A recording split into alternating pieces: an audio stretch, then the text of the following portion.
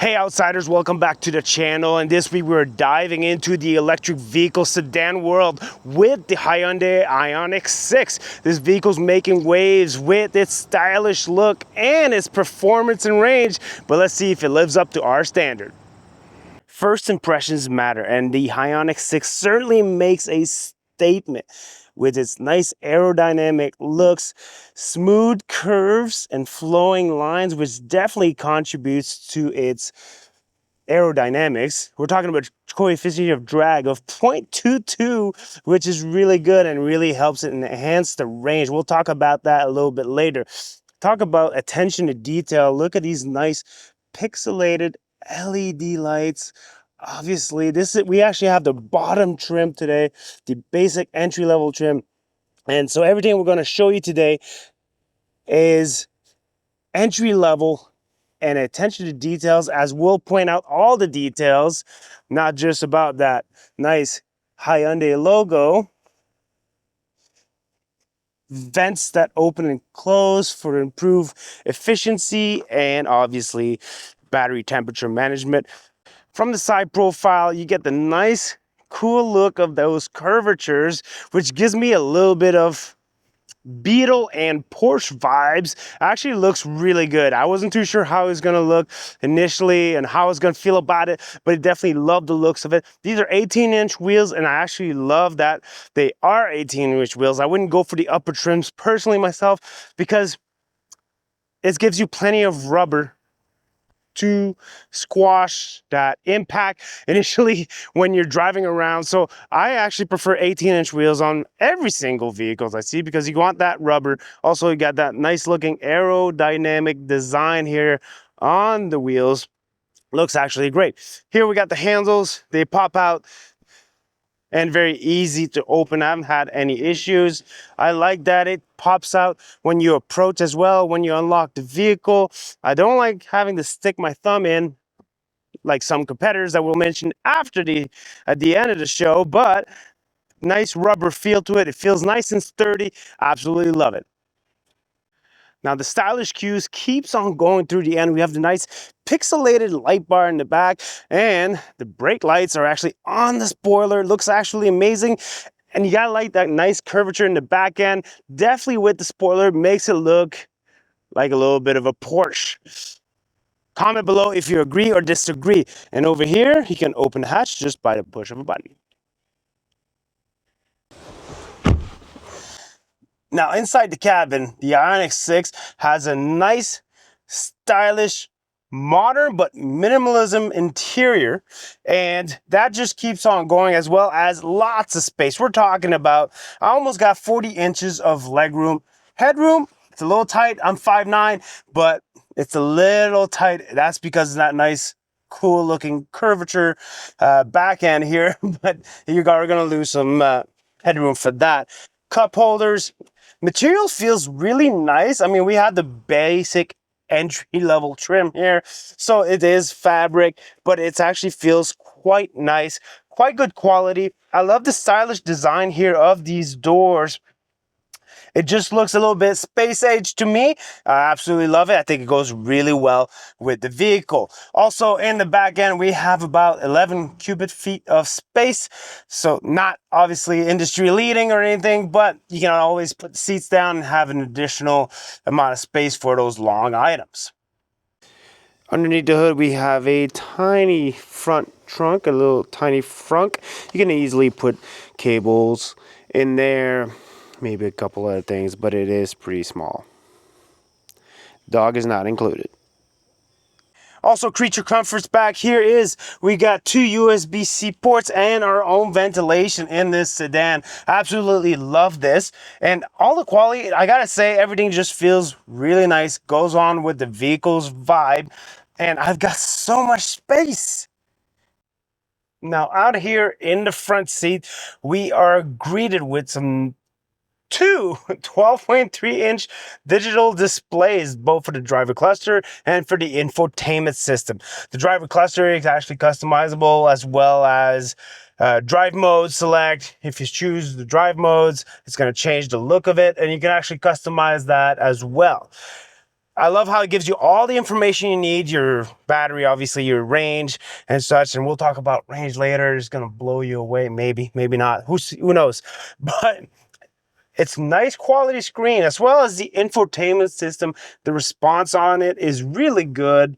The navigation aspect of it is okay. You know, the route planning is okay. It's going to find you your routes to your chargers, and it's going to give you that kind. I just wish it would actually allow you to choose a certain percentage of battery when you arrive at your destination. I haven't been able to find it, but perhaps it's just not there. I would like to have that added on. Otherwise, response is really good. Icons, everything works really well there. It looks maybe a little bit dated. I mean, they've been running this kind of dual 12.3-inch screens for a while now, but it looks really good in these vehicles. We actually have the wingtips here in the front. Now, keep in mind, this is the entry-level trim here. This is the basic as you get, and it still feels quite refined. The materials used, I have no issues with them. I wouldn't want to go with an upper scale trim personally. So I actually love this. The doors here, you gotta love that fabric here, that metallic look to it. Definitely goes with the, space look. I think it's a space look. You guys tell me in the comments below. Here in the steering wheel, we have your typical, H logo. Wait, you don't speak Morse? Wow. Join the military and then you'll find out. These 4 dots are actually the letter H in Morse code. Fun fact, right? But everything else, I mean, you got drive mode select, which I actually love having a drive mode select on my steering wheel. All these other vehicles have it somewhere else. And this is the first vehicle I have that actually has it on the steering wheel. Absolutely love it. Very, very user-friendly to have it there. Ergonomic, whatever you want to call it. It's easy to tap and go. Everything else is your driver assist, advanced cruise control, really good.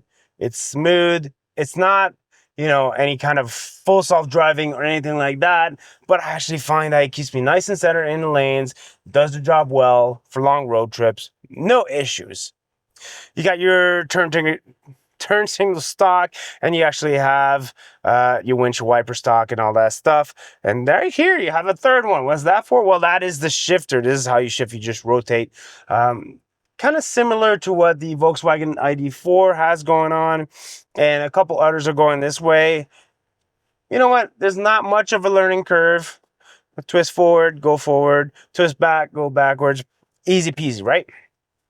Over here we got, absolutely love this, hard buttons for climate control. Actually, well, not hard buttons, but it's still touch capacitive. But I still have buttons, kind of, for climate control and a start-stop button, which I absolutely don't mind. Some people think it's archaic. I absolutely love it, especially as a YouTuber, because I can just turn on the vehicle, have it running, have the lights running while I'm filming. Absolutely love this, and you can leave it on and you're leaving. A lot of EVs now, they just shut off by themselves. A lot of people think that's very convenient. As a YouTuber, I think it's not, but you guys tell me. Do you just want to park it and walk away without having to turn it off? Or do you like the feeling that, I'm pushing it and I'm turning it off? Wireless charger right here, and that's about where all the wireless stuff stops. My cable here. My cable here because it is wired Apple CarPlay and Android Auto. What a miss. You have a space age looking vehicle. It looks absolutely nice, futuristic, a little bit Porsche-like. Everything nice is space looking, and then you have to connect your phone. Why even bother with a wireless charger then at that point, right? But I like that it's in there as a basic entry-level trim. Up here in Canada anyways. In the US, I think you have to add that, as well as heated steering wheel, which we actually have here in the entry-level trim. But that's going to be about as much as I'm going to throw a fit as about the wireless Apple CarPlay and Android Auto. It works perfectly fine, and they do have it as opposed to some other manufacturers that are going away with it. Cup holders, really good size. And here is where You know, you got your minimalistic look right here in the doors, and you can afford to have that because, well, your window switches are over here. Kind of reminds me of some off-road vehicles like the Bronco and the Jeeps and all that stuff. But anyways, your switches are over here, lock and unlock, and obviously locking the windows as well.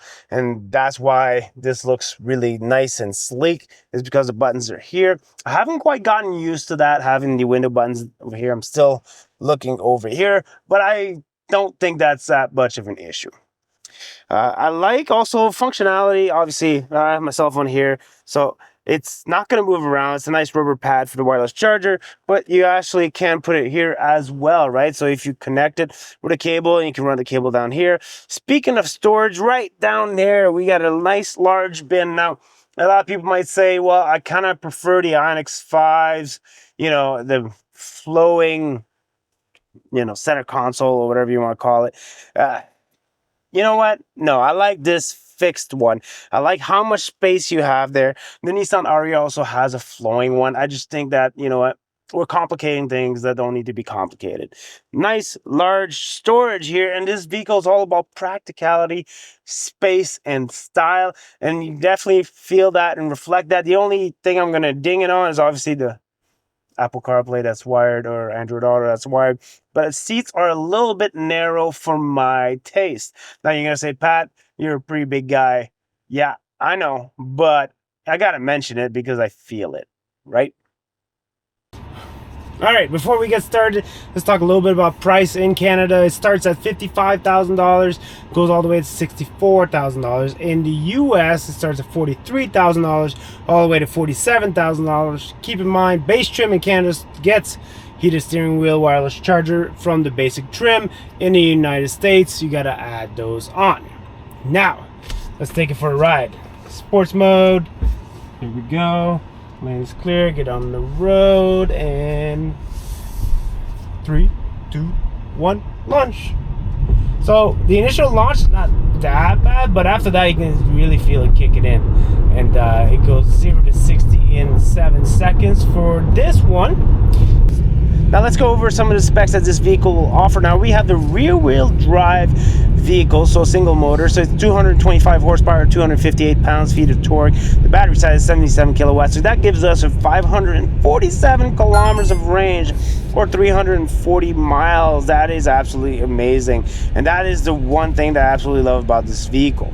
Now if you do go with all-wheel drive, obviously you're going to get more and you're going to get less. So more horsepower, 320 horsepower, 446 pounds-feet of torque, same size battery, 77 kilowatts, and it gives you 435 kilometers of 270 miles. Not too shabby in this segment, I will say. So the rear-wheel drive gives you a 0 to 60 time in 7 seconds, and the all-wheel drive in about 5.5 seconds. So you can see the difference there. And power output, they're both capable of towing 3,300 pounds, which actually does really well in this particular segment as far as towing. DC fast charging, you're looking at 350 kilowatt speed, which is pretty high. Well, actually, it's way higher than what my chargers around me can do. So that gives you anywhere fast charge between 10 to 80% in 18 minutes if you're lucky enough to get that. But the fact that it does charge up to 350 kilowatts, that is actually one of the best in the segment. We just need the chargers to keep up, right? So the vehicle technology is there. These vehicles are charging super fast, and we need the chargers to get on the ground, arrive, and enable that. And if you get the all-wheel drive, you're in the 5-second time frame, which is something pretty good, let's face it. Also, right away, drivability, I want to talk about this right away because the range, yeah, it's great. It gives you a lot of range. Charging speed, yeah, it's great also. I like that the steering wheel illuminates, the 4 dots, they illuminate to tell you your charging progress. Really cool, really good attention to details and some features there. But the handling. Now, obviously, this is an EV, so low center of gravity, that's a given, right? But the suspension on this is way better than what I expected. I mean, my wife drives a Hyundai. I drive her car every now and then and stuff like that. And they really did a really good job because it's absorbing any kind of potholes. Right now I'm in a pretty rough mountainous road in the province of Quebec. If you don't know Canada, Quebec is the worst place for the roads. But so we hit some pretty big bumps all the time, and it absorbs it like a champ. Also cornering like no issue. Now here's a big bump. Let's see how it absorbs that. Way better than any other car I've driven so far. And every car that we review, I have them for a week, and I drive this road every single day. So that says something about this handling. And to make even the ride more pleasant, if the nice suspension wasn't enough, quiet. It is so quiet in this car. I absolutely love it.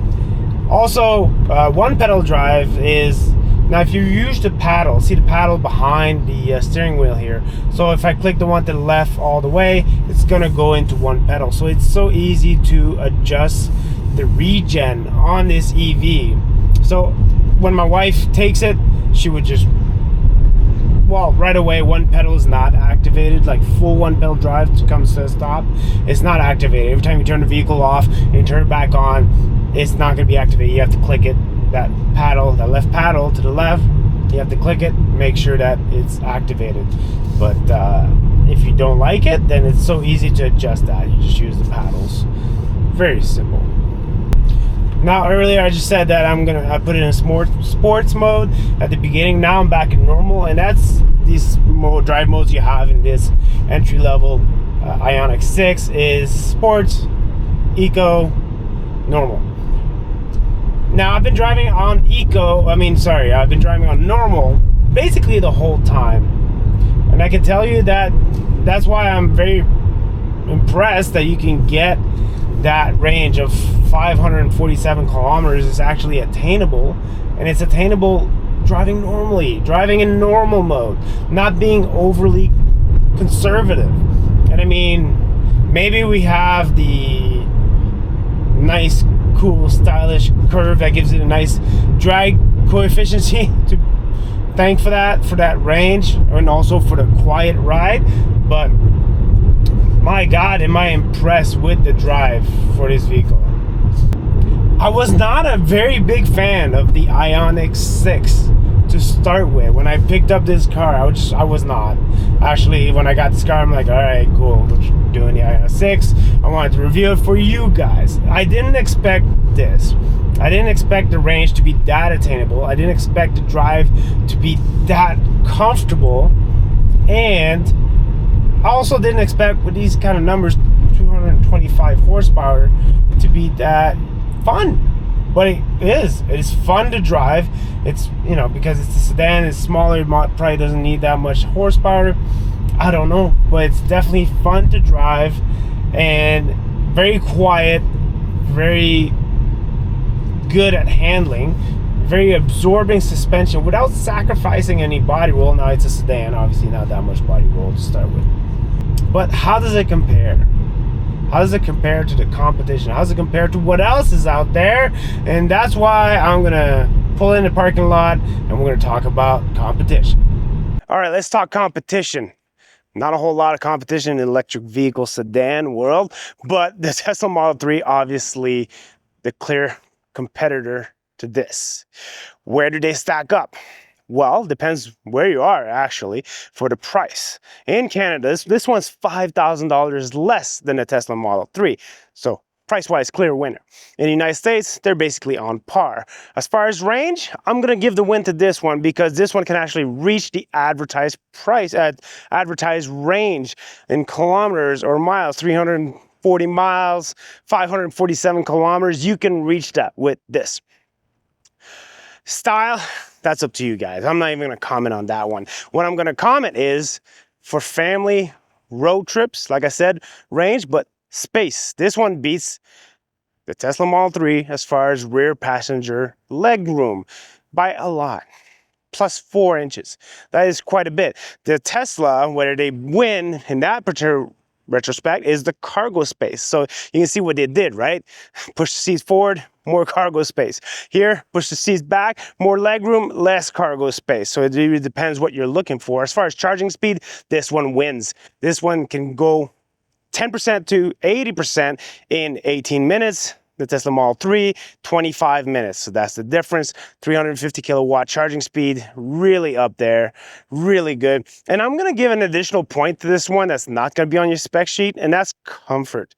Like I said during the drivability, the fine-tuned suspension of this one makes it engaging and it makes it comfortable.